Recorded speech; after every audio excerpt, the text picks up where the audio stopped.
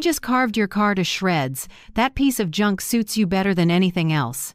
I froze in the kitchen, my hand gripping the phone until my knuckles went white. My daughter-in-law's voice was sweet but poisonous, like a snake bite. For 3 years I gave her a roof, meals, and called her my daughter. And this is how she repays me. I took a deep breath and kept my tone even. "Honey, I sold that silver Nissan 3 months ago," she snapped. "Sold it to who?" I answered gently. "To a retired state police colonel. The kind who never lets property damage slide." Heavy silence fell. Then sirens wailed. I set the phone down and smiled faintly. "Truth is, sweetheart, I'm done being afraid of losing anything. Now it's your turn to learn how to lose." But before the police knocked on my daughter-in-law's door, let me tell you how a 62-year-old woman who was looked down on learned to strike back with brains and dignity. If you're still listening, tell me where you're watching from. Every comment you leave is another mark in this journey. And if this story has touched you, don't forget to hit like so it can reach even further. I'm Marilyn Cooper, 62, living alone in a quiet suburb of Savannah, Georgia. My 2-story wooden house sits between tall pines and a bougainvillea trellis off the porch. I've been here 38 years since my husband Frank was alive. We built each step, painted each plank, and planted lavender along the little walk. 7 years since he passed, I've kept everything the same as if he just stepped out for a morning coffee. Frank used to say, "This house is where you belong, Marilyn," and I believed it until Brielle walked into our lives. 3 years ago, my only son Lucas brought Brielle over to meet me. I still remember that soft, sunny afternoon, the kitchen smelling of apple pie. She showed up in a navy dress, bright smile, and lively eyes. "Mom, Marilyn, Lucas says you make the best chicken pot pie in Savannah," she said, sweet enough to soften my heart. For the first time in years, my home filled with laughter. She helped set the table, asked about the past, and praised the complete old wedding photo of me and Frank. I watched Lucas smile, and relief washed over me. A widowed mother can't ask for more than to see her child loved. Just 6 months later, they announced their engagement. Lucas said they wanted a small outdoor wedding, but when I saw Brielle flipping through bridal magazines with white gowns costing thousands of dollars, I knew it wouldn't be small at all. I withdrew a large chunk of my retirement savings, the money Frank and I had planned to use to redo the porch to give my son his dream wedding. I told myself it was the last gift from his father, delivered through me. The wedding was on a brilliant May day. In the golden sunlight, I watched Lucas and Brielle exchange vows, tears streaming down my face. I was proud, happy, and a little empty.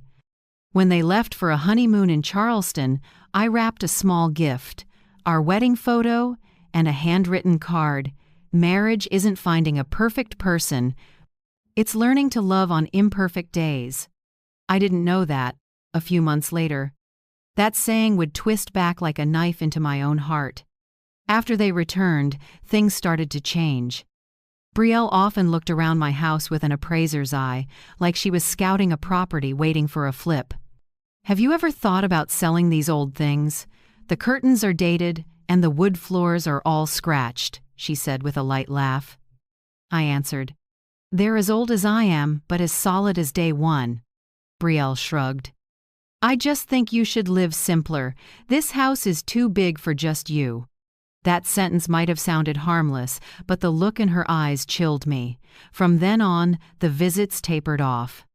She always had excuses, busy with a project, on a work trip, and Lucas stayed stuck in the middle, awkward and evasive. Each time she came by, she brought a new idea. If we lived closer to downtown, it'd be better for work. "Maybe let us stay with you for a while to save on rent." I smiled and deflected. "I'm used to the quiet. Probably not a good match for young people's pace." Brielle gave a thin smile. "Sure, I get it. Keeping such a big house all to yourself must be lonely."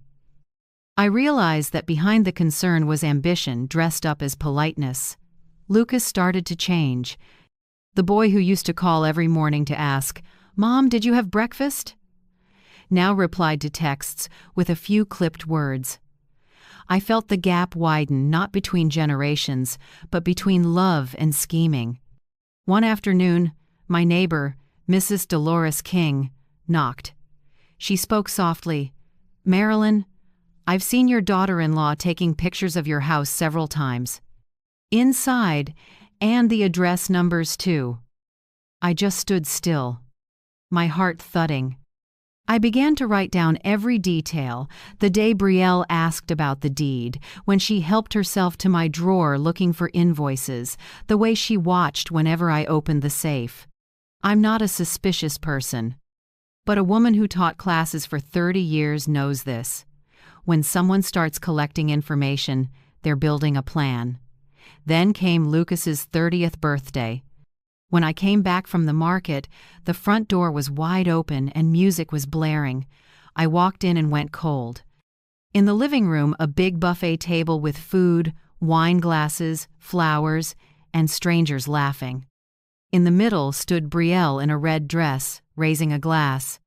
"Happy birthday to my husband and cheers to our new home." Applause erupted. I stood there holding a bag of limes and herbs. A stranger turned to me. "And you are?" Brielle smiled. "Oh, she's the old tenant who hasn't moved out yet." The room burst into laughter. In that moment, I didn't cry or shout. I set the groceries down, walked straight to my bedroom, and closed the door. The last light of day came through the curtains, falling across Frank's photo. I looked at him for a long time and choked out, I've forgotten who I am, honey." But I haven't. I sat at my desk, opened the old notebook. The first line I wrote, "June 12th, begin the counterattack." From that moment, I wasn't a passive target anymore. I, Marilyn Cooper, would be the one setting the trap. Sunday dinners, once our family tradition, started disappearing like steam after a rain. Before, right at 6, I always set the table, laid out the lace runner Frank picked in New Orleans, and waited for Lucas to knock. Now, it was just me and the ticking wall clock. "This week, Brielle and I already have plans with friends, Mom." "Next week for sure," Lucas said over the phone, rushed. Next week, then the week after that. The reasons kept changing: new project, client dinner, Brielle's under the weather. I said nothing more, just, "Okay, I understand." But the truth is, I understood more than Lucas thought. One evening, while I was steeping chamomile tea, Brielle stopped by alone. She wore a fitted dress, designer bag on her arm, standing in the kitchen doorway like she owned the place. "Have you ever thought about upgrading your living situation?" she asked, friendly yet off. "Upgrading?" I raised an eyebrow. "Yeah, the house is a bit old, the floors creak, the walls are damp. If you want, Lucas and I can help. Turn it into a modern place and sell it for a good price. You could move somewhere more convenient, smaller. Wouldn't that be better for you?" I set my cup on the table and looked at her. "This house is good for me. It's my home." Brielle smiled, a smile thin as a blade. "You're really selfish. People want to help and you won't let them. It's a big house and you live here alone. Isn't that wasteful?" That line was like a pin, not because it insulted me, but because there was no respect left in her voice. I didn't answer. I opened the back door to let the breeze in. The scent of pine and lavender pushed out her heavy perfume. Lucas drifted farther. He called less, texted in fragments, even forgot my birthday for the first time in 31 years. When I called, his voice sounded tired. "Mom, I'm slammed. I'm on a new project. Brielle's stressed too. Please don't add pressure on her." "Add pressure."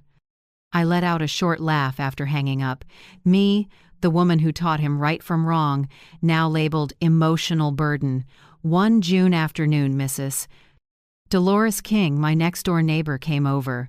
She's in her 70s, trims roses, and knows everything on the block. "Marilyn," she said, lowered her voice like sharing a secret.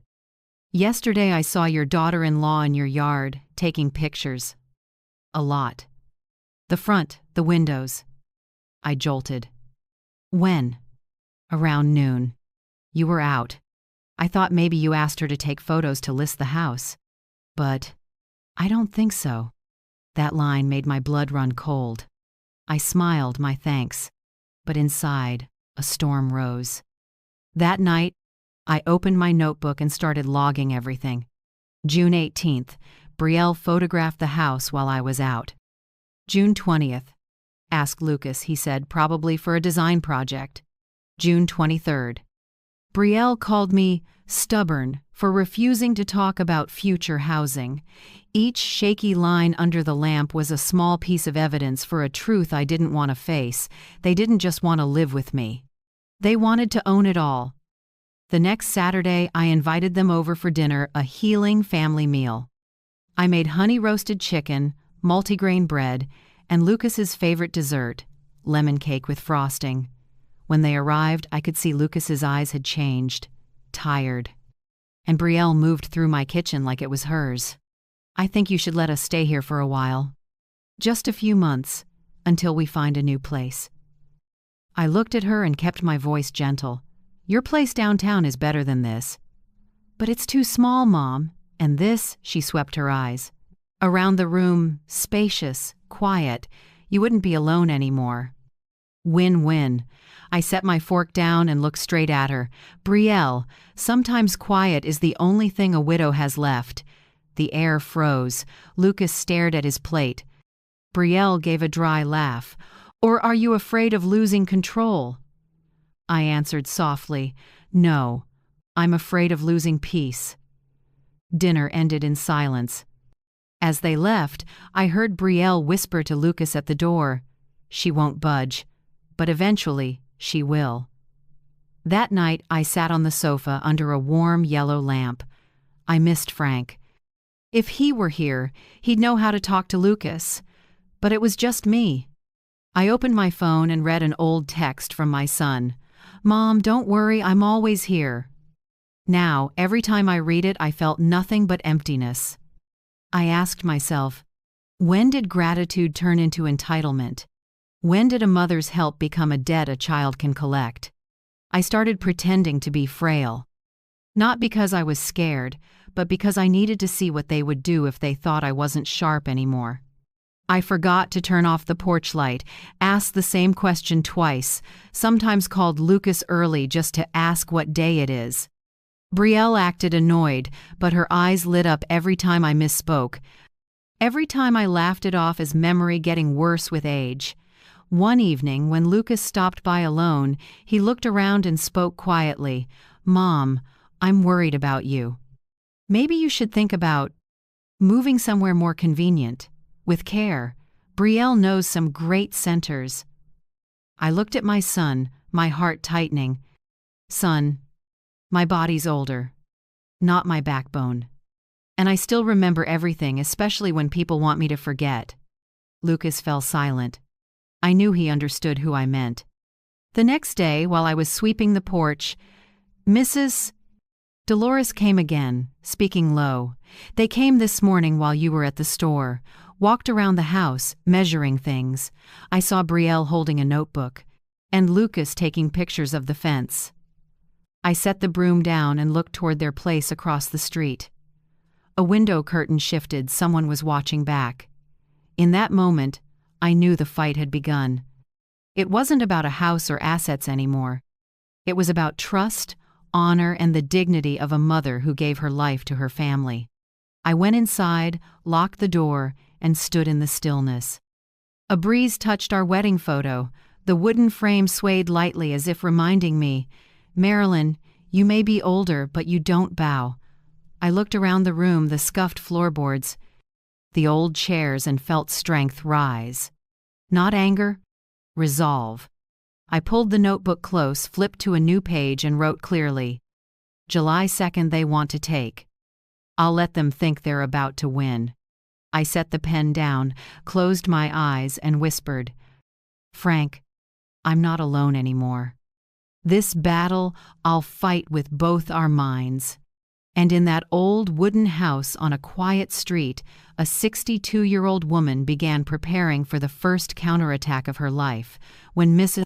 Joanne Patel called, her voice a little weary, I knew it wasn't simple.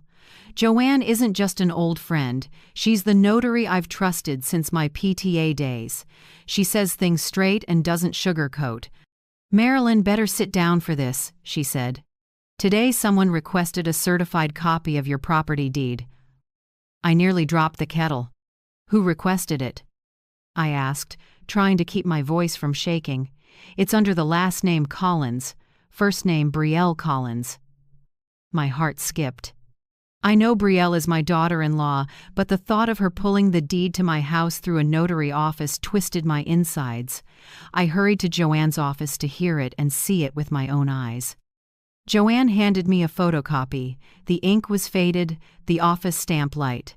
On top was a request for a certified copy of the certificate of ownership for the house at 12 Willow Lane, owner, Marilyn A. Cooper. In the power of attorney section, there was a signature with familiar loops. But it wasn't mine. I compared it to your signature on file, Joanne said. It doesn't match. This is a forged signature. I studied each stroke, then felt my hands go cold.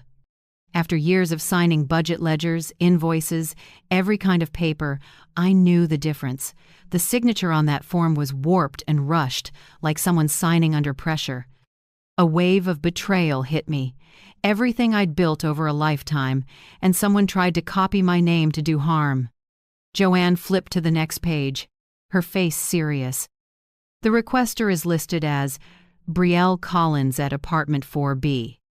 They also attached a power of attorney template, apparently to copy or replace the original title documents. I bit my lip, steadying myself. Being conned teaches a harsh lesson. Trust can be exploited, and sometimes the person who hurts you is the one you once loved. I called Maya Brooks right away, my niece who'd come down from New York after hearing what happened. Maya's an attorney patient and sharp. When I told her, she came to my house within half a day, laptop in one hand and a bag stuffed with legal pads in the other. Maya read the request closely, her eyes scanning fast. They're trying to lay the groundwork to declare you legally incapacitated, she said bluntly. This power of attorney form can be used as supporting evidence, especially if they line up a medical note to back it. I sat at the table, numb. The idea of being labeled no longer competent just because of a few lies made me feel voiceless. I raised my son, kept this family going, paid every tuition bill for Lucas. Now someone could pair a forged signature with a doctor's embellishment and take everything? Maya went on. Brielle and Lucas could be working in tandem, one pushing the legal angle, the other using pity to manipulate. If they get a medical dot of the medical go, the result saying you have cognitive decline, a court can appoint a temporary guardian. What does that mean specifically? I asked, my voice shaking. If they persuade enough people that you're not lucid, they can petition the court to appoint a representative to manage your assets, which means they could control your bank accounts, property, even sell the house. You need to act now. Make a new will. Lock down access to your current accounts, and name a trusted person as your emergency agent, but only because you choose it, not because someone forces you. I nodded. Those words touched my fear and opened a way out at the same time. I couldn't let things happen the way they wanted. Maya dug deeper, and a fact came out that took my breath away. She checked public records, and the young couple's total debt was about $180,000, mostly a car loan, credit cards, and a failed investment contract. They have a clear motive to find a big pile of money, Maya said. And this house is the life raft. According to a recent real estate appraisal, my house in Savannah is worth about $850,000. Hearing that number, my chest tightened. It isn't just a dollar amount, it's nearly 40 years of life, of happiness and loss. And to them, that money could wipe out their debt and give them a fresh start by wiping me out. I replayed every detail. Brielle always hinting about upgrading the house, Lucas suddenly taking interest in the utility bills, and the look in her eyes when she walked into my living room, the look of someone pricing a thing. Not loving a home. I understood. If I didn't respond, I would lose everything. Not because they'd snatch it by force, but because they'd make the theft legal by smearing my competence. Maya and I spent hours drawing up a plan.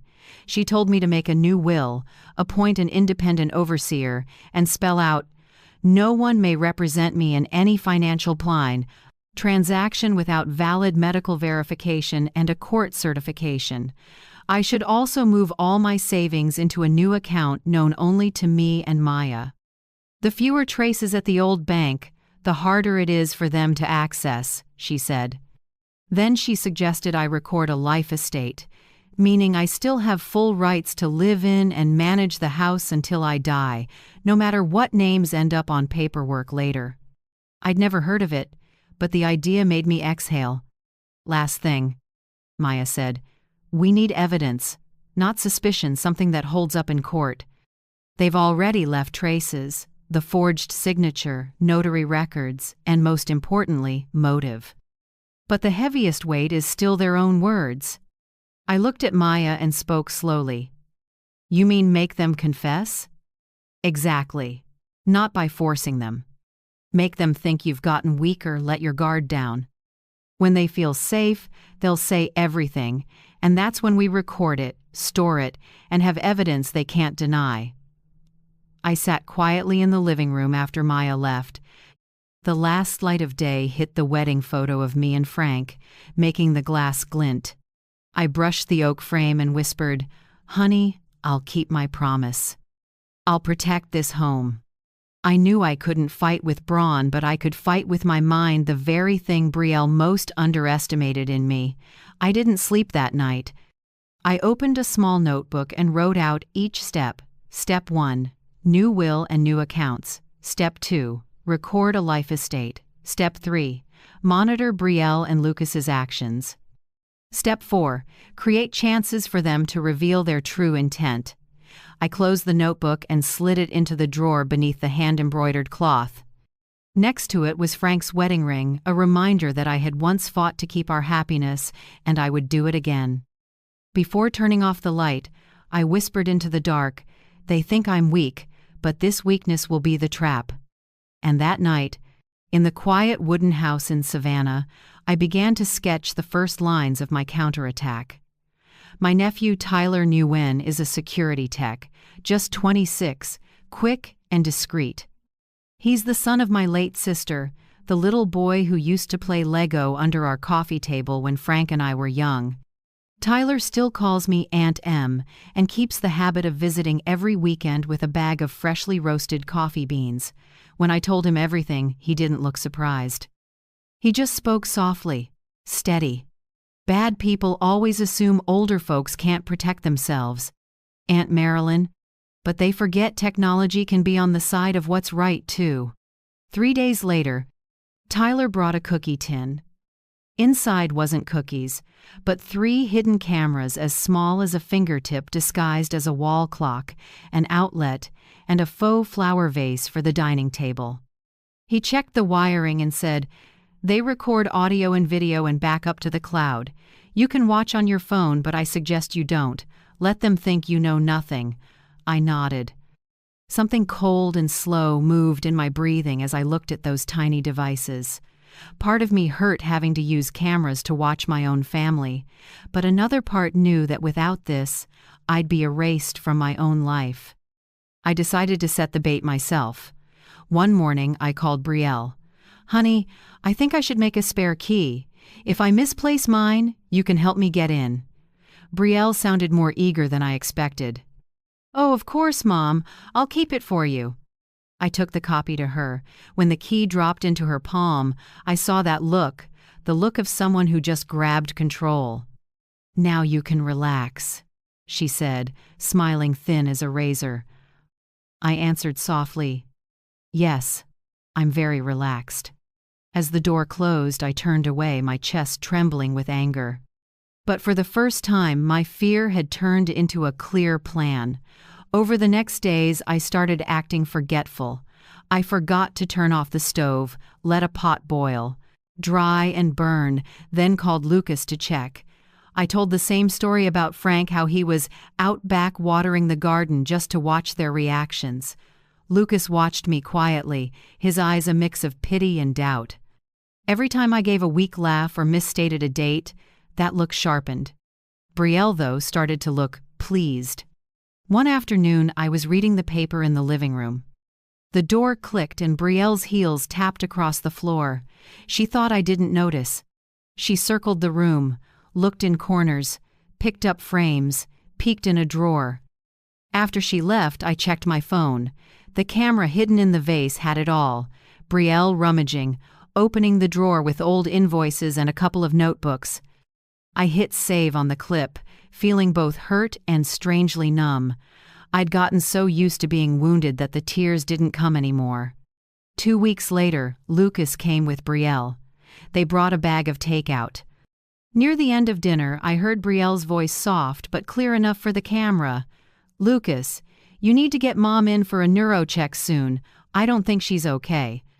If a doctor confirms it, the power of attorney gets easier. I sat there quietly, sprinkling salt on the mashed potatoes as if I'd heard nothing. Lucas stayed silent. I didn't know what was in his head, fear, complicity, or just exhaustion. But I knew one thing. The camera heard everything.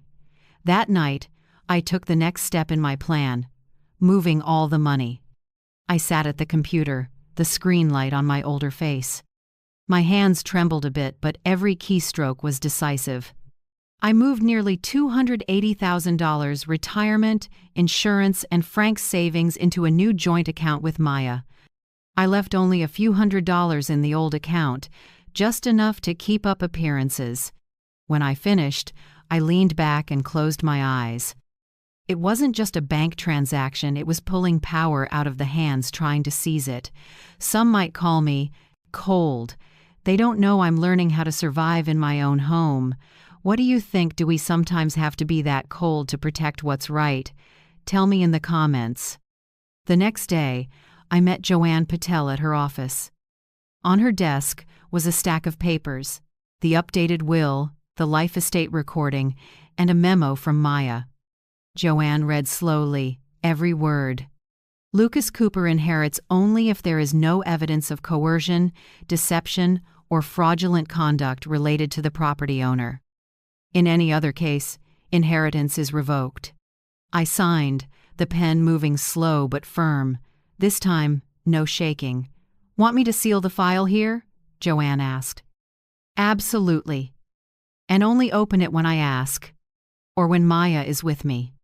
Joanne nodded, stamped the red seal, tucked everything in a sealed envelope, and locked it in the safe. "I'll keep it secure. And Marilyn, you're doing the right thing." I smiled, tired but genuine. I'm just learning to protect myself. That evening, I stood in the kitchen with the small light on, looking at the house resting under warm yellow. The smell of old wood mixed with cinnamon and coffee, the scent of calmer years. From today on, this house would be protected by something stronger than a deadbolt, the law and preparation. I looked up at the ceiling where the tiny hidden camera glowed a faint red. "Frank," I whispered, "see it? I've set watchful eyes to keep our home. I'm not afraid anymore." Night air slipped through the window frame, carrying crickets and the lavender from the yard. I smiled. Everything was ready. 3 days later, Brielle dropped by. She brought a gift box, said it was pie from your favorite shop. I opened it, a store-bought apple pie, the very thing she knows I'm allergic to. She smiled, fake sweet. "You need to watch what you eat, Mom. At your age, memory goes quick." I looked at her, even tone. "Thanks for the reminder. I'm taking note of that every day." She didn't know that in this very kitchen, 3 cameras were running. Every word, every glance, every stiff smile captured, second by second. That night, sitting alone on the porch, I opened my phone and replayed the day's clip. Brielle's face was sharp on screen, her voice so clear it still tightened my chest. But instead of pain, I felt a strange calm. I'd come too far to turn back, and for the first time in years, I didn't see myself as a victim. I was the one moving the pieces, quiet, patient, fully prepared. I turned off the phone, closed the door, and wrote a single line in my diary. August 20th trap set, eyes open. All that's left is for them to walk in. On an early fall morning, as maple leaves started to drift along Willow Lane, Lucas called me, voice soft but stiff. "Mom, Brielle says you've been forgetful lately. We just want to make sure you're okay. Can you come with me tomorrow to see Dr. Leonard Price? He's a specialist in older adults." I knew exactly what that meant. Specialist in older adults is the polite way to say geriatric psych. I answered lightly, like nothing was amiss. "Of course, honey." I'm curious to see how sharp my memory still is. When I hung up, I texted Maya. "Tomorrow, 10 a.m. Dr. Price's office. Come with me." A few minutes later, she replied, "I'll be there. Stay calm. Let them show themselves." The next morning, I wore a cream linen dress, hair pinned neat. Before leaving, I touched Frank's photo on the little altar and smiled. Let's see how far they'll take this performance today. Dr. Leonard Price's clinic is on the second floor of an old building downtown. The walls are lined with yellowed certificates and photos of him with older patients' faces smiling but tired. Lucas sat beside me in the waiting room, eyes shifting. Brielle held her purse, tapping her phone, glancing at me now and then. Maya arrived right on time, with a folder and a light smile. Dr. Price stepped out. He's in his 50s, salt and pepper hair, a low voice trying to feel trustworthy. "Mrs. Cooper, come in. Your son and daughter-in-law say you've had some forgetful episodes lately." I smiled. "I've heard them say that too, so I came to see if my memory's really that bad." The exam started with easy questions. "Do you know what day it is today?" "I believe it's Tuesday, September 14th, right?" "Correct. Now please repeat these 3 words. Tree window clock." I nodded and repeated them, then waited. He moved on to simple shapes and asked me to copy them. I finished in a few minutes, neat and accurate. "Doctor." Price nodded, then tried another angle. "Can you tell me those 3 words again from the beginning?" I smiled. "Tree window clock. And can you tell me why there isn't a single real window in your office? I noticed all the light is artificial."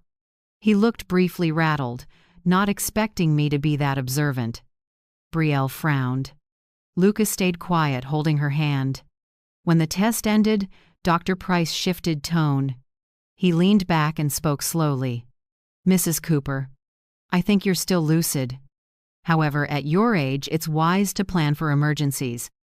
I suggest you sign a temporary financial power of attorney, so if anything happens, someone can help manage your finances." Before I could speak, Maya cut in. Firm. "Respectfully, Mrs. Cooper is fully competent. There's no medical basis to advise a patient to sign such a document at a first visit. If you want to make a recommendation, please put it in the record with a lawful rationale." Silence. Lucas looked up, frowning. "Maya, it's just a standard precaution. You're overreacting." Maya smiled. "I'm doing my job as counsel to protect my client's legal rights." "Doctor." Price cleared his throat, trying to steady himself. "I'm only suggesting, not forcing anyone." But Brielle wouldn't let go. "Doctor, my mom forgets a lot. She once burned a whole pot, almost set the stove on fire, and she got lost at the grocery store." I turned to her, voice light but sharp. "Brielle, that's a lot of stories. Do you have proof for any of them?" Maya added. "If so, let's put it in the file with evidence, because this claim affects medical records." Brielle flushed and stared down at her phone. Lucas glanced around, clearly uneasy. Dr. Price coughed, trying to regain control. "All right, let's stop here for today. I'll schedule a more in-depth evaluation after I consult with the family. I knew that meant he wanted to stall time to legitimize what they were doing. I just smiled. "Sure, doctor. Do whatever you think you need to do. I'll be fully prepared next time." Outside, the air felt warm and open. I took a deep breath, like stepping out of a room full of schemes. Lucas drove in silence. Brielle sat stone-faced. Maya gazed out the window beside me. Midway, Lucas spoke softly. "Mom, you overreacted." The doctor was trying to help. I looked at my son, calm. "Honey, when someone wants my signature without telling me the consequences, that's not help. That's taking." Lucas gripped the wheel. "You're seeing us wrong. You're reacting like a sick person, Mom. Everyone can see you need supervision." In the rearview mirror, I looked at him, no anger left, just a quiet sadness. "No, honey, I'm not sick. I'm just hurt that you can't tell the difference between concern and manipulation anymore." No one spoke again until the car stopped at my gate. When I got out, Maya stayed a few extra minutes. She took my hand, voice small but steady. "You did great. They're losing control, and that's when mistakes happen. Don't be angry with Lucas. People who get manipulated are usually the ones who trust most. But now we have what we need. Proof they tried to push a power of attorney." I nodded. "Thank you. Today I learned they're not trying. I can't talk anymore, they're trying to win." Maya gave a sad smile. "And when winning is all they think about, they'll beat themselves." That night, after eating alone in the kitchen, I made a cup of mint tea, opened my phone, and logged into Tyler's storage account. With one small tap, the videos from the in-house cameras popped up. I chose the clip from last week's dinner where Brielle said, "We have to get Mom in for a neurocheck soon." I listened to her voice again, calmer than ever. Every word had become admissible evidence, and more than that, a confirmation of the entire plan I had sensed. I set down my tea, opened my notebook, and wrote the day's last line. September 17th. They tried to force a signature. Failed. Time to counterattack. I closed the notebook, turned off the light, and in the wooden house's quiet darkness, I smiled for the first time in months.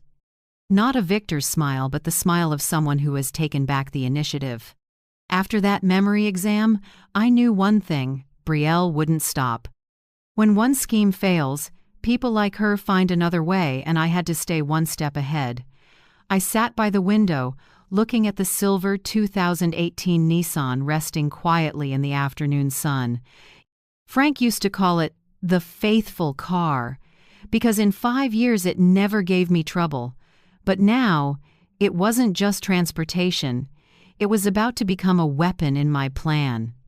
I opened my laptop and listed it on a local marketplace. 2018 Nissan Altima, fully maintained, single female owner, excellent condition. In less than 2 hours, the phone rang. A deep, clear male voice. "Mrs. Cooper? This is Marcus Ellison. I'm a retired state police colonel. I'm interested in the car you posted. May I come see it this afternoon?" From the way he spoke, I knew he was serious. At 3 p.m., he arrived.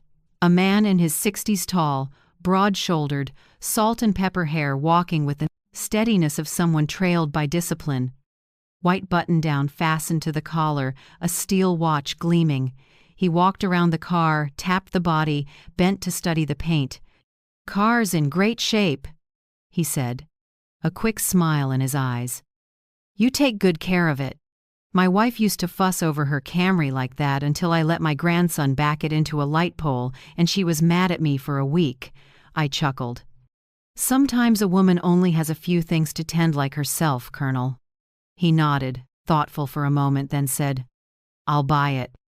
But I do have a flaw. If anyone damages my car, I go after them to the end. I don't let even the smallest scratch slide." I tilted my head and asked, almost casually, "What if someone does it on purpose?" He looked me straight in the eye, voice firm. "Then I file charges immediately. not because of the car's value, but because I hate disrespect of others or of myself. I smiled. Good. My car's about to be in the hands of a principled man. We closed the deal that afternoon.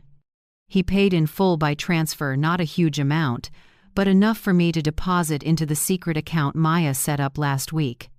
When the Colonel took the keys, I said, "I trust this car will be safe with you." He answered softly but steady, "And I trust that if anyone dares hurt you, they'll learn an expensive lesson."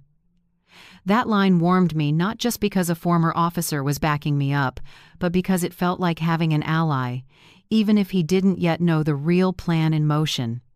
That evening, I sat in the kitchen under warm light.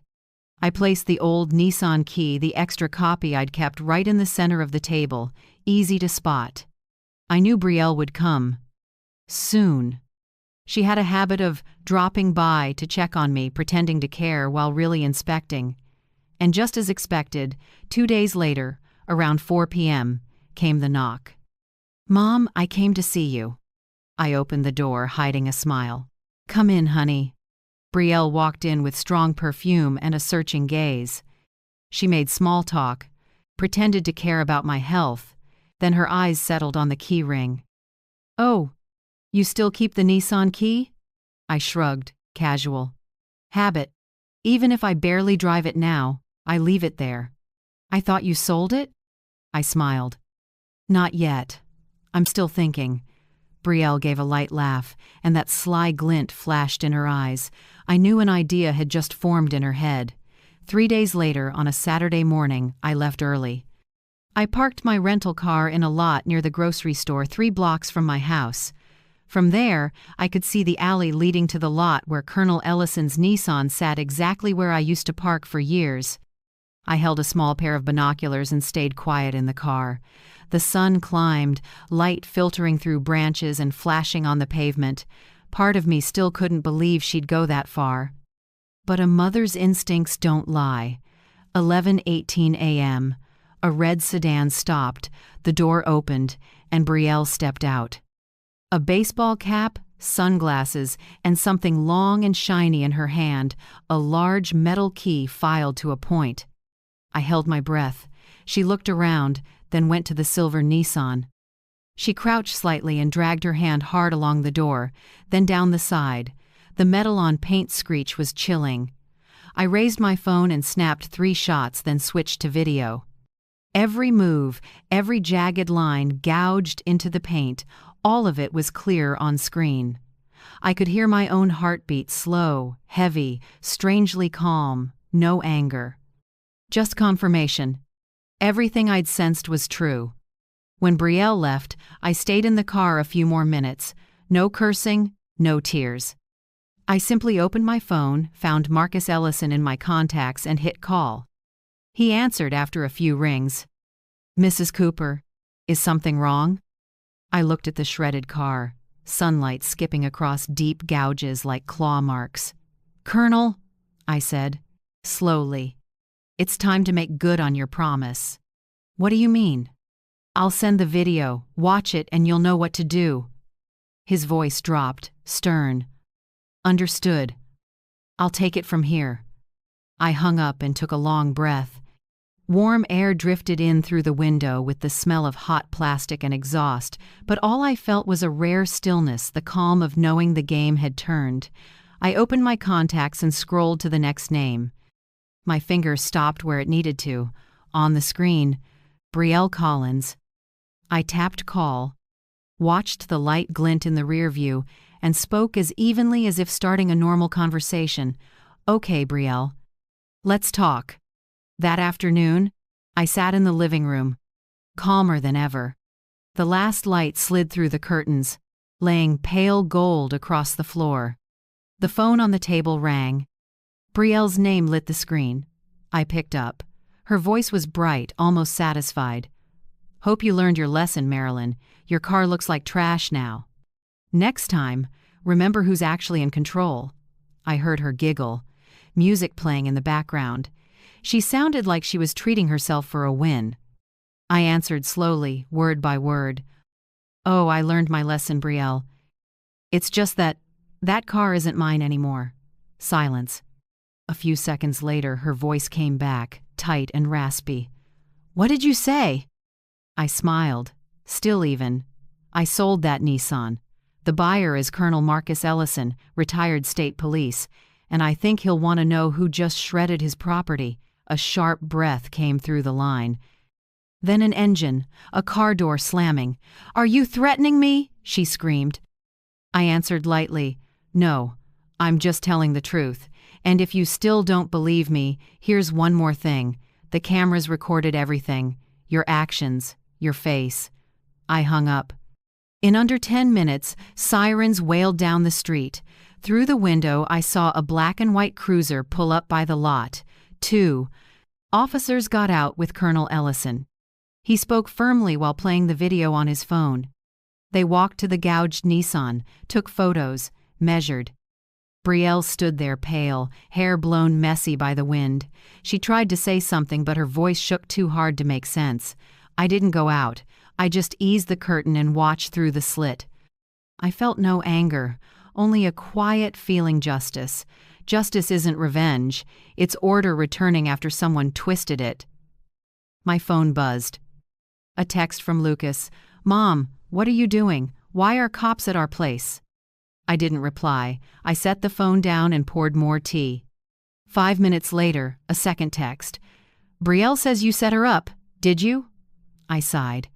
That's what hurt most, Lucas still believing her with the truth right there. I wouldn't argue by text.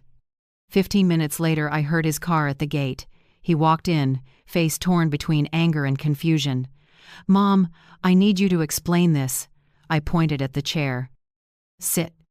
We talk like two adults. Lucas sat, forcing calm. I don't understand. Brielle says you staged this to get her arrested. She was just checking the car. She didn't do anything. I stayed quiet a moment, then took out my phone and opened Tyler's app. On the screen, a crisp video of Brielle scratching the car, her face tight, eyes full of hate. The metal-on paint scrape came through clear. Lucas stared. His face went white. No way. And this, I said, opening the second folder, is the audio from last week's dinner. Brielle's voice filled the room. You need to get Mom in for a neurocheck soon. If the doctor confirms it, the power of attorney gets easier. Lucas dropped his head, hands clenched together, shaking. I spoke slowly. You see, I don't have to invent anything. They said it themselves. After a long while, Lucas looked up, eyes red. I believed her. I thought you were suspicious. I thought you were lonely and imagining things. His voice cracked. She said if I just helped a little, everything would be fine. You call lying, forging signatures, damaging property, and trying to dump your mother in a nursing home helping a little? I asked, not loud, but sharp as a blade. He was silent. A tear fell onto his hand. Mom, I was wrong. I shook my head, still calm. You were wrong, but I'm sorry isn't enough. Forgiveness doesn't come from tears, Lucas. It comes from action. He looked at me like he was waiting for the rest. I set down my cup and met his eyes. If you truly want to make this right, do 3 things. First, divorce. Not because I demand it, but because this marriage is killing you little by little. Second, therapy. You've been manipulated long enough. If you don't look back, you'll repeat this in the next relationship. Third, respect boundaries. I'm not someone you can lean on or control anymore. If you want to stay in my life, come as a grown man, not a child asking for money or pity. Lucas sat still. I saw the fight in his eyes, guilt, shame, and a love he hadn't found words for yet. Finally he nodded, voice hoarse, I'll do it. I don't want to lose you again. I rested my hand on his shoulder. I don't want to lose you, but I won't accept being hurt anymore. We sat like that for a long time. Outside, late light spread across the porch, warming the old family photo Frank alive, Lucas 12, a wide, innocent smile. I looked at it and felt a quiet ache. When Lucas left, he didn't say goodbye. He paused at the door, turned his back to me, and said in a raw voice, "I'll talk to a lawyer.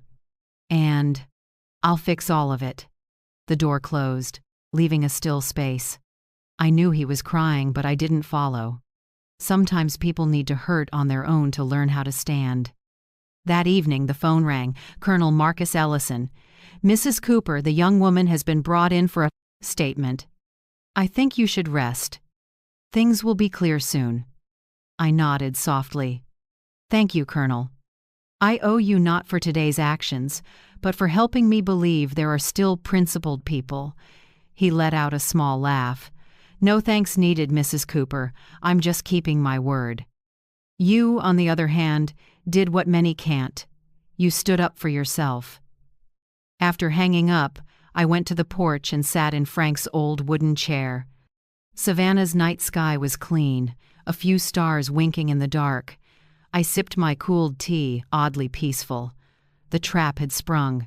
The truth was out. No more hiding, no more pretending. And in that quiet moment, I realized what made me strong wasn't a clever plan, but the belief that I deserve protection, even if I have to be the one to do it. I closed my eyes and listened to the wind in the pines, whispering, "Frank, rest easy." I won not by striking back, but by keeping myself. On Monday morning, I arrived at attorney Maya Brooks's office an hour early. Savannah was hushed low gray clouds, fresh air after a night rain, water droplets on car windows catching the weak sun. Maya was already in the conference room with a thick stack of files, neatly labeled assets, forged transactions, video evidence, audio recordings. She looked at me with a light smile and steel in her eyes. "Are you ready?" she asked. "I'm ready," I said, straightening my collar. Right at 9 a.m., Colonel Marcus Ellison walked in, white shirt, navy blazer, steady steps. Behind him came Hal Stein, Brielle's attorney. And finally, Brielle, hair curled into neat waves, face pale, dark circles under her eyes. I looked at her without anger, only tiredness and the sense of someone who had survived a storm. Hal Stein opened his briefcase, voice polite with a touch of forced warmth. "Mrs. Cooper, my client, miss." Brielle Collins wishes to express deep remorse for what happened. She recognizes her actions were impulsive mistakes. We'd like to discuss a resolution. Full restitution for the vehicle damage, a formal written apology, and in return, you withdraw the criminal complaint. That way, both sides can close the past peacefully. Maya glanced at me, waiting. I placed my hands on the table and said evenly, "No." Hal blinked, leaning back slightly in his chair. "I'm sorry. Do you mean—" "I said no," I repeated, slower, clearer. "I've spent too many years believing silence keeps the peace. Turns out it only makes people think I'm weak." The air in the room grew heavy. Brielle squirmed, her hands clenching together. Maya opened the file stack and slid it toward Hal. "Before we discuss settlement, you need to review these. This is evidence of a scheme to forge a power of attorney, including a fake sample of Mrs.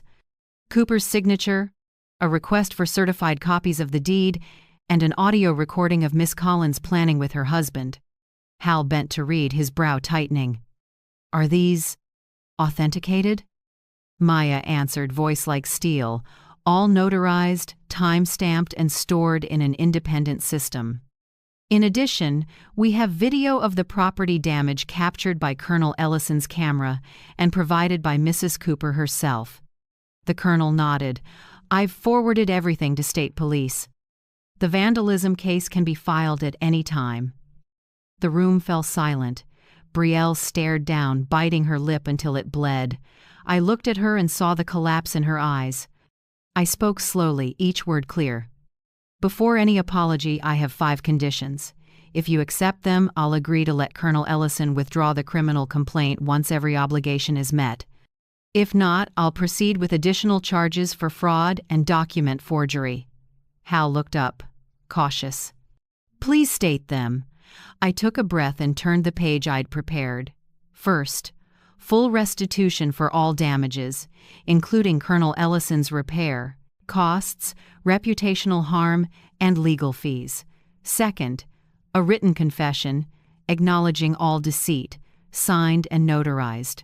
Third, finalize the divorce from Lucas Cooper within 30 days. Fourth, a commitment to stay away from me and my property no closer than 650 feet. Fifth, no request for alimony or division of marital assets in any form. I lifted my head and looked Brielle straight on.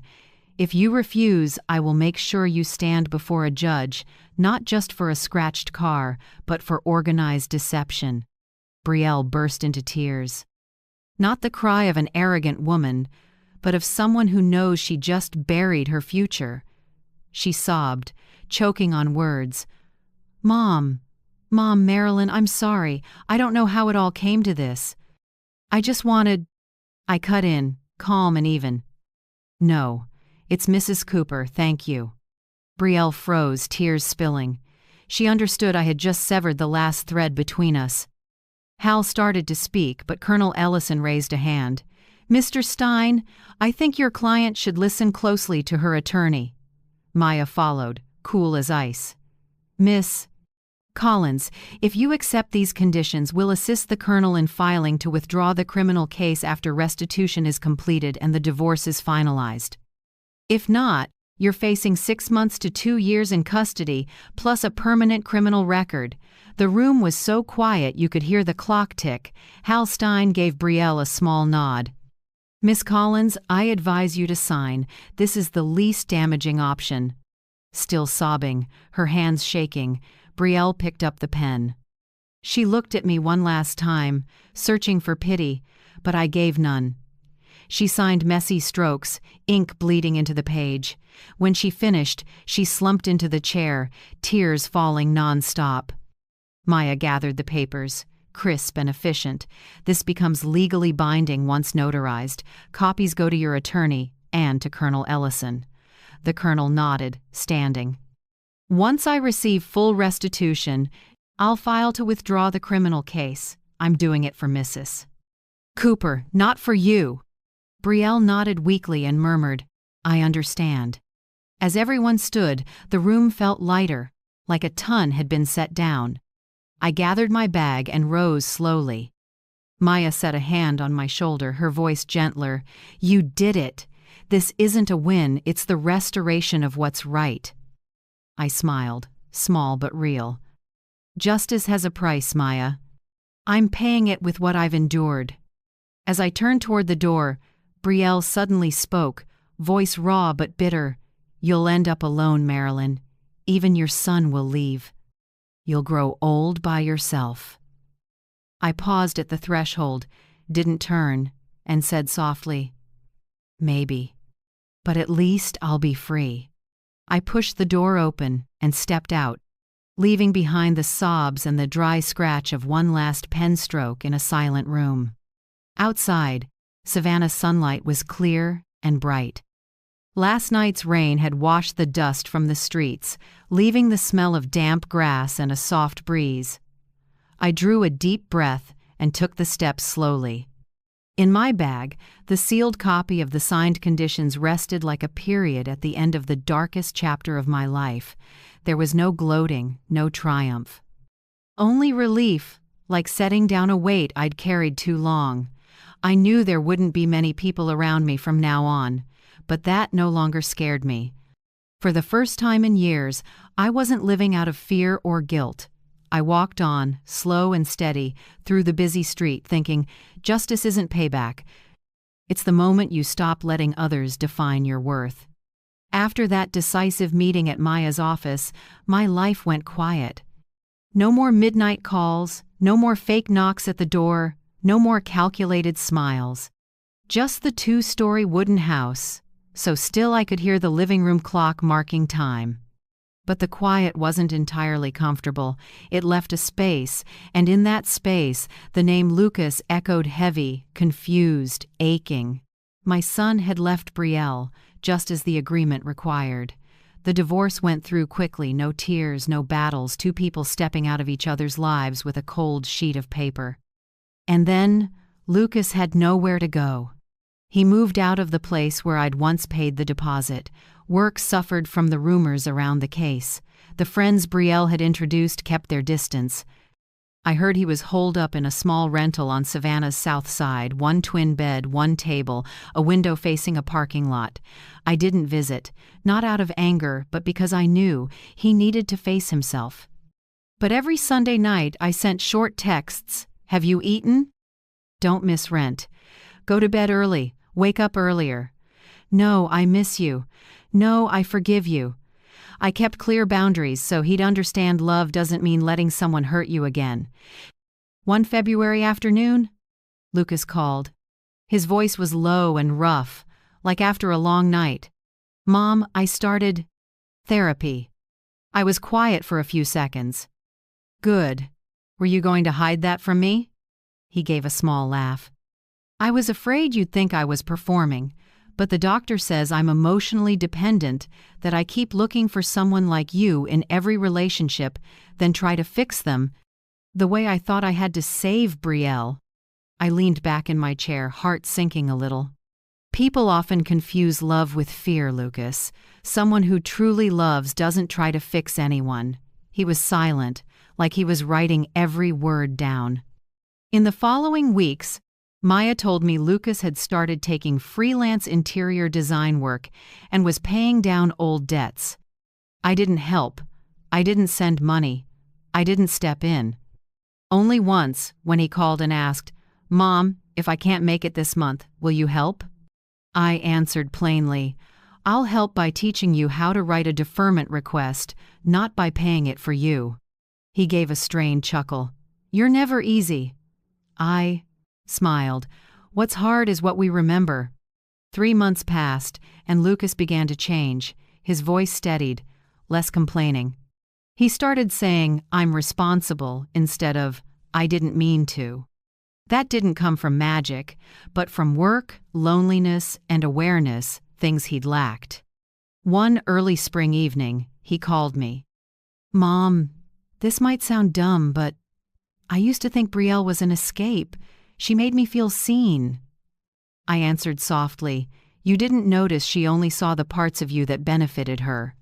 When someone loves you because they need something from you, that's not love, that's a transaction. Lucas sighed. I get it now.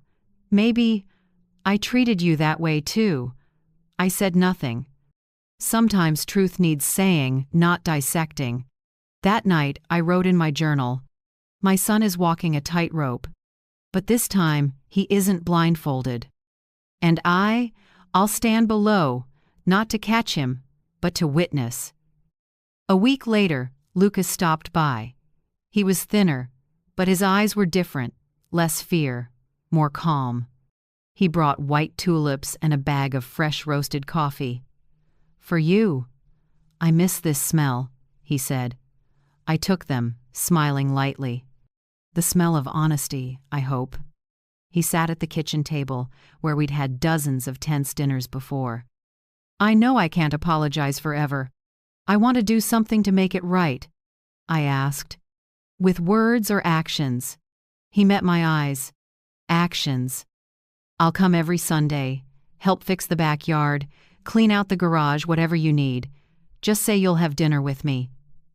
I stayed quiet a moment, then said, Okay, but there's one condition. What is it? No lying. Not about the smallest thing. I don't need what's easy to hear. I need what's true. Lucas nodded, voice steady. I promise. Our first Sunday dinner in years was strangely peaceful. I made Frank's favorite stew. Lucas brought dessert from the old place he and his dad used to visit. In the table, we didn't talk about the past. We didn't say her name. We didn't weigh right or wrong. We talked about small things, the jasmine outside, yesterday's rain, and how the hallway light finally got a new bulb. Midway through, Lucas looked up and said softly, I didn't think you'd forgive me. I looked at him, voice barely more than a breath. I don't need to forgive, Lucas. I just need you to learn what took me half a lifetime to understand. Self-respect is the last fence of kindness. He was quiet, eyes shining. When dinner ended, Lucas stood to do the dishes. I watched him from behind, thinner but steady. Something in the kitchen's warm light made me think of Frank, the same calm, the same choice to make amends with deeds, not words. That night, walking him to the door, the air carried the damp smell of earth and dry leaves. He turned back and said quietly, "I'll be back early next Sunday." I nodded, smiling. "Come back, but remember, no lying." He laughed. "I wouldn't dare, Mom." I watched his car taillights fade past the gate, and for the first time in years the house's quiet didn't feel lonely. Because now, silence wasn't emptiness, it was the sign that something was healing. I still remember the first morning after that Sunday dinner with Lucas. Savannah's sunlight slanted through the kitchen window, warming a cup of coffee and the orchid I'd just repotted. Everything was peaceful, truly peaceful, the kind I hadn't dared hope for in years. I thought I'd spend the rest of my life like this, tending the garden, reading, cooking, waiting for Lucas to drop by. But life had another chapter for me, one I hadn't prepared for, but was ready to welcome. One early March afternoon, my longtime neighbor, Mrs. Dolores King, knocked on my door. She carried a basket of still warm muffins, face bright. "Marilyn, you know your story's all over the neighborhood, right?" I paused. "Which story?" "The one where your daughter-in-law tried to take your house, and you fought back with cameras and the law," she whispered, eyes shining. "I shared it with a few women at church. Now everyone wants to ask you how to protect their assets." I laughed, a little embarrassed.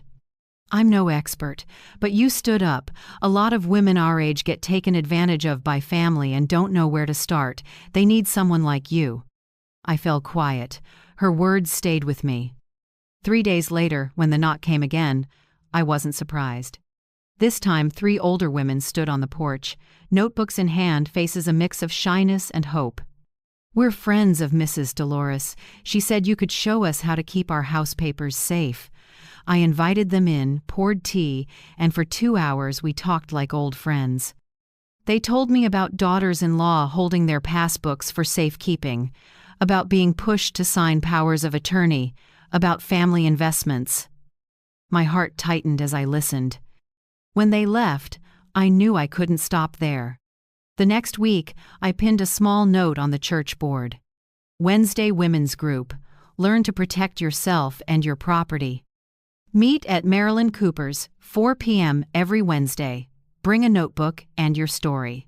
The first meeting had 4, the second, 8, then 12. They brought coffee, pastries, and messy folders. I drafted a survival checklist, a playful name everyone knew was serious. 1. Write a clear will and keep it in 2 trusted places. 2. Keep a list of digital accounts, passwords, and a lawful designated agent. 3. Install in-home cameras within legal guidelines. 4. Name a trusted person outside the family attorney. Close neighbor. 5. Never sign anything you don't fully understand. Each week, we picked a topic from reading contracts and spotting loving scams to recognizing emotional manipulation. The more we shared, the more women spoke up. Some cried from being heard for the first time. Some trembled as they held papers that had been hidden for years. In those wrinkled hands, I saw myself the woman who once shook, once feared, once thought, "I'm old, I should stay quiet." One afternoon, a young woman around 28 came by. She stood at the door with an envelope, voice gentle. "I'm Andrea Collins, Brielle's niece." I stiffened for a moment, but her tone wasn't like Brielle's, no chill, no edge, more like exhaustion. "I'm not here to defend her," she said quickly. "I just want to thank you. If it weren't for your case, my grandmother might never have dared tell the truth." She handed me a handwritten letter, her hands trembling. My grandmother was tricked, likely by Brielle, into investing in a fake beauty salon. She lost nearly $20,000 and never dared report it to the police. I opened the letter. The handwriting shook, with ink smeared in places. "Thank you, woman I've never met, for exposing that devil. Maybe because of you, I'll finally sleep tonight." I set the letter on the table and looked at Andrea. "Thank you for bringing it. Would you like to join the Wednesday group?" She nodded, eyes wet. "I think my grandmother would want me to." That night, I told Maya. She went still. "You know, this could open a new prosecution. If Andrea's grandmother signs, we can submit more evidence to the DA." 2 weeks later, Maya brought news. 3 more victims have come forward. Same pattern. Brielle preys on trust, builds a fake closeness, then steals assets. I was silent for a long time. Not because I was surprised, but because deep down I'd always sensed Brielle wasn't just greedy, she was a structured predator. By month's end, the phone rang. It was Colonel Ellison. "Mrs. Cooper, I wanted you to know the DA has opened a separate case against Brielle Collins. I can't share details, but they have enough to dig deeper. Prison. Time is possible." I sat still, looking out at the yard. The wind moved through the leaves, soft as a sigh. "I'm not happy about it, Colonel," I said slowly. "I just feel at ease. Justice isn't to make someone suffer, it's to reassure others they won't be hurt again," he reflected. "You're right. Not everyone understands that line." From then on, the Wednesday Women's Group kept growing. My living room couldn't hold us, so we moved to the church hall. Mrs. Dolores baked, Andrea handled the printouts, and I sat in the circle saying sentences that seem simple but take forever to learn. "I don't agree. I need time to review. I'm saying no." Each time someone said their first real no, everyone clapped.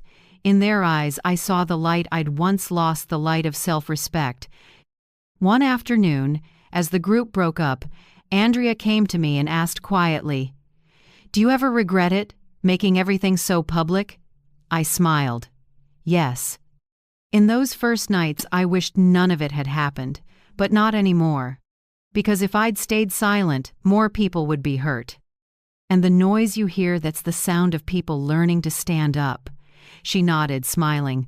"You don't know this, but they call you Steel Marilyn." I laughed. "Steel rusts too, dear. But once you grind it clean, it shines brighter." That night, I went home, sat by the window, and listened to the crickets in the yard. On the table were thank you notes from women who'd saved their assets and a bouquet of white tulips Lucas had left that afternoon. I wrote in my journal, "Justice isn't only a verdict. Sometimes it's a circle of women who know how to protect themselves, a son relearning honesty, and an old woman finding meaning in the late afternoon of life." I looked up and out the window. Lights came on across the neighborhood, and I knew, even late as it was, a new chapter was starting, one of freedom and sharing. That afternoon, while I was trimming lavender in the garden, a familiar car stopped at the gate. I looked up Lucas. He got out with a folder and a bag of fresh roasted coffee. His smile was tentative, but his eyes were different. Steady, grown, no longer dodging. "Are you free?" "I've got something to talk about," he asked. I nodded, smiling slightly. "If it's not about money or Brielle, I'm always free." Lucas laughed, real laughter, not forced. He stepped into the kitchen and set the papers down. "This is my payoff plan. 18 months total. I've run the numbers. If nothing changes, I'll clear every debt before your next birthday." I looked over the budget, every line neat and careful. Income, rent, a set amount for debt, even a small emergency fund. When I finished, my throat tightened.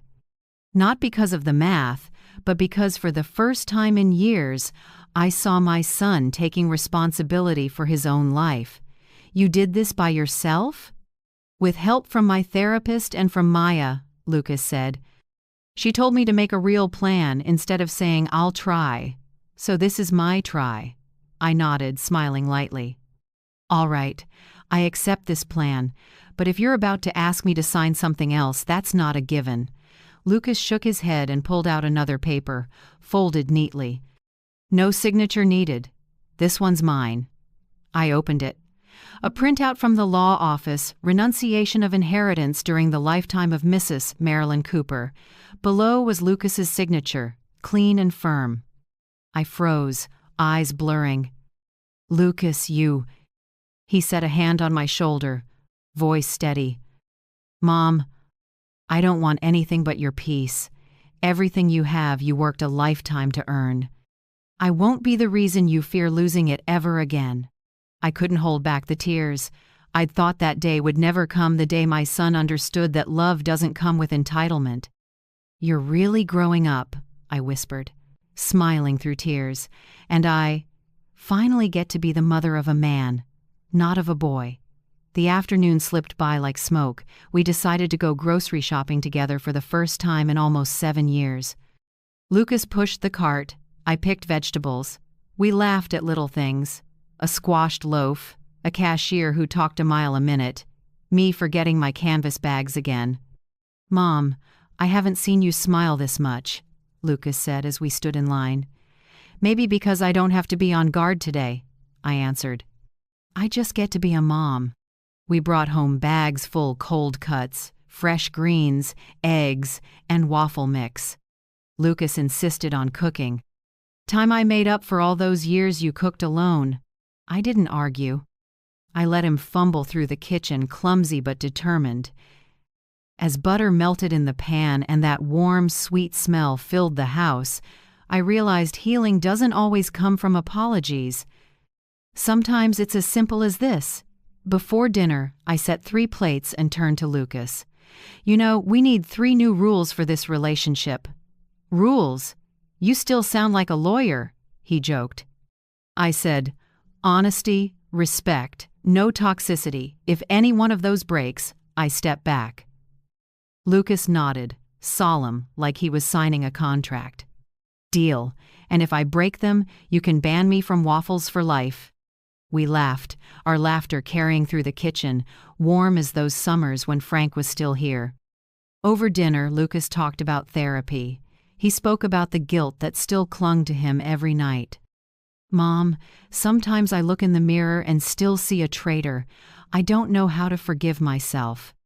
I looked at my son, tired eyes, but honest. Lucas, guilt is only useful if you turn it into action. Otherwise, it's just another shackle. You don't need forgiveness, you need responsibility and forward motion. He nodded, biting his lip. I'm trying. Good, I don't want you living to atone, I want you living to be. After dinner, I wrote a small note, my hand shaky but clear. I love you, but I love myself too. I folded it and handed it to him. Keep it in your wallet. When you feel lost, read it. Lucas held it for a long moment, then tucked it behind the photo of me and Frank. I'll carry it like a vow. I didn't answer, just rested my hand on his shoulder, feeling that warmth I'd feared was gone forever. That evening I invited Colonel Marcus Ellison and Joanne Patel for dinner. They'd become close friends, quiet companions through the storm. The colonel brought a bottle of red. Joanne arrived with a bundle of dried lavender. I think this house needs more of the scent of peace, she said with a bright smile. Lucas opened the door, shook the colonel's hand, polite and steady. Watching them, I felt lighter. Maybe for the first time in years, my kitchen held both life and calm at once. The waffles were done, sweet and buttery, scent mixing with cinnamon. The colonel ate and laughed. Mrs. Cooper, next time open a bakery. I'll be your first regular, Joanne added, and I'll handle your business license. Across the table, Lucas looked around and said softly, I don't remember a dinner that felt like this light, real, not trying to prove anything. I smiled at him. That's simple happiness, son. The kind I had to travel a long way to find again. After our guests left, I stood on the porch, moonlight washing over the lavender. In the kitchen, the scent of waffles lingered and soft jazz played while Lucas did the dishes. I closed my eyes and let myself settle into the sound. No booming victory, no dramatic finale. Just a peaceful night when I knew things were finally set right. I whispered to Frank in my heart, "See? We have a real home again, not because of walls and roof, but because love returned, whole and unafraid." That morning, Savannah sunlight poured down like honey. Lucas and I stood in the yard, hands dirty, climbing roses along the wooden fence. The smell of damp soil, fertilizer, and new sun folded into one, a feeling I hadn't had in a long time, a true beginning. Bent over with a small spade, Lucas mounded earth around a root ball, voice easy as the breeze. "Mom, if these make it through winter, I'll build a trellis over the porch. Next year's going to be beautiful." I watched my son sweat on his brow, strong hands, and felt as calm as a lake after a storm. "Care for them honestly and they'll live, Lucas. Same with you, sometimes people just need time and the right light." He looked up and smiled. "I've got both now, Mom." News about Brielle still popped up in the local paper now and then. My chest didn't tighten anymore. The latest piece said she was facing another lawsuit, this time over an investment scam. Maya texted, "If convicted, she might actually serve time." I replied, "I hope she learns the lesson not in prison, but in her conscience." No one can reclaim the past, but I believe sometimes justice lives in the moment you realize there's no one left to blame. Days slipped into an easy rhythm. The Wednesday Women's Group had 20 members now, all ages from an 82-year-old widow to a 30-something bank clerk. We didn't just cover documents and laws, we practiced emotional self-defense, how to say no, how to hold boundaries, how to leave without guilt. At one meeting, Andrea Brielle's niece stood and shared, "I used to think older women were fragile. After meeting Mrs. Marilyn, I know they just needed a guide. And today, I want to be that for my grandmother." The room applauded, and I simply smiled, light as air. It turns out a personal tragedy can be a seed for wider change. That night I opened my journal, the old leather one Frank gave me for our 20th anniversary. On its time-darkened pages, I wrote 3 words: home, power, dignity. 3 short words, but the sum of everything I'd walked through. Home, not just shelter, but the safe ground I rebuilt with wit and courage. Power, not from youth, but from facing and not running. Dignity, the thing I lost when I bowed my head, and found again when I lifted it. Looking back, I no longer shook at the shameful memories. The tears of those years no longer burned, they tasted like experience of a life lived and still standing. One afternoon, resting on the porch after gardening, Lucas watched the new roses and asked quietly, "Mom, do you ever get tired of having to be strong all the time?" I smiled, gentle but firm. "Being older doesn't mean being weak, son. I only get tired when I'm forced to prove that to someone who doesn't deserve to hear it." Lucas nodded and said softly, "I know now, Mom." I looked at him and smiled. "We don't erase the past, Lucas. We fix the future. The past, well, it's proof we've lived long enough to learn that." I stood, went inside, and poured a cup of mint tea. The fresh scent drifted through the kitchen, a place that once held harsh words, now filled with laughter and waffles every weekend.